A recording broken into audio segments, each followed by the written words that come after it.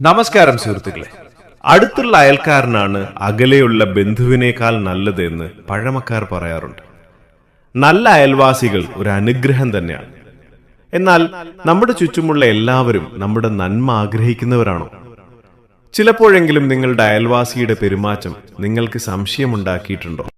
അവർ നിങ്ങളുടെ പതനം ആഗ്രഹിക്കുന്നുണ്ടോ എന്ന് മനസ്സിലാക്കാൻ ഈ 5 ലക്ഷണങ്ങൾ ഒന്ന് ശ്രദ്ധിച്ചു നോക്കൂ. 1. നിങ്ങളുടെ സ്വകാര്യതയിലേക്കുള്ള അമിതമായ കടന്നുകയറ്റം. നിങ്ങളെ സഹായിക്കാനെന്ന വ്യാജേന നിങ്ങളുടെ വീട്ടിലെ എല്ലാ കാര്യങ്ങളിലും അവർ ഇടപെടുന്നുണ്ടോ? നിങ്ങളുടെ സാമ്പത്തിക കാര്യങ്ങൾ, കുടുംബത്തിലെ പ്രശ്നങ്ങൾ എന്നിവയെക്കുറിച്ച് എപ്പോഴും ചോദിച്ചറിയാൻ ശ്രമിക്കുന്നത് അവരുടെ കരുതൽ കൊണ്ടായിരിക്കില്ല, മറിച്ച് നിങ്ങളുടെ ദൗർബല്യങ്ങൾ മനസ്സിലാക്കി വെക്കാനും അത് മറ്റുള്ളവരോട് പറഞ്ഞു നടക്കാനുമായിരിക്കും. 2. നിങ്ങളുടെ വിജയങ്ങളിലെ അസൂയ. നിങ്ങൾ പുതിയൊരു വാഹനം വാങ്ങുമ്പോഴോ ജോലിയിൽ പ്രൊമോഷൻ കിട്ടുമ്പോഴോ നിങ്ങളുടെ അയൽവാസിയുടെ മുഖഭാവം ശ്രദ്ധിച്ചിട്ടുണ്ടോ? അവർക്കുള്ളിൽ സന്തോഷമുണ്ടാകില്ല. മാത്രമല്ല, നിങ്ങളുടെ നേട്ടങ്ങളെ വില കുറച്ച് കാണിക്കാനും ഇതൊക്കെ എന്ത് എന്ന രീതിയിൽ സംസാരിക്കാനും അവരെപ്പോഴും ശ്രമിക്കും. 3. പരദൂഷണവും കുറ്റം പറയലും. എപ്പോഴും നിങ്ങളുടെ അടുത്ത് വന്ന് മറ്റുള്ള അയൽവാസികളെ കുറിച്ച് കുറ്റം പറയുന്ന ആളാണോ അവർ?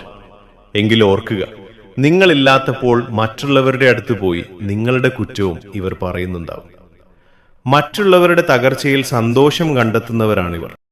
4. എപ്പോഴും നിരുത്സാഹപ്പെടുത്തുക. നിങ്ങൾ പുതിയൊരു ബിസിനസ് തുടങ്ങാനോ അല്ലെങ്കിൽ നിങ്ങളുടെ ജീവിതത്തിൽ പുതിയൊരു ചുവടുവയ്പ് നടത്താനോ ആഗ്രഹിക്കുമ്പോൾ അതിലെ നെഗറ്റീവ് വശങ്ങൾ മാത്രം പറഞ്ഞ് നിങ്ങളെ പേടിപ്പിക്കാൻ ഇവർ ശ്രമിക്കും. നിങ്ങൾ മുന്നോട്ട് പോകുന്നത് അവർക്ക് ഇഷ്ടമില്ലാത്തത് കൊണ്ടാണ് അവരിങ്ങനെ ചെയ്യുന്നത്. 5. അനാവശ്യമായ മത്സരബുദ്ധി. നിങ്ങൾ എന്ത് ചെയ്താലും അതിനേക്കാൾ മികച്ചതായി ചെയ്യണമെന്ന് അവർക്ക് നിർബന്ധമുണ്ടാവും.